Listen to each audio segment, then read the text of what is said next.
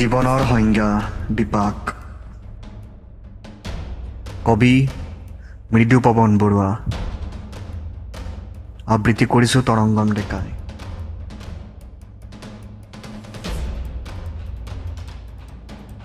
জীৱ সৰ্বত্ৰ,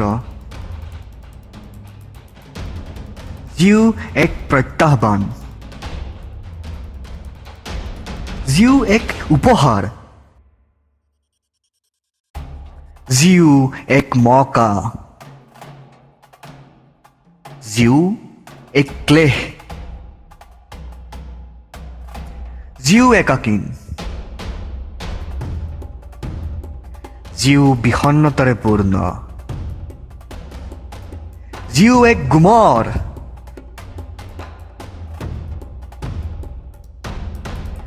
জীৱ মৰম স্নেহ ৰোমাঞ্চ, জীৱ এক প্ৰহেলিকা,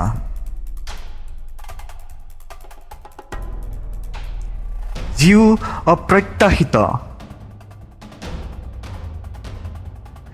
অস্পষ্ট হ'লেও জীউৰ তালে তালে নৃত্য কৰিব লাগে।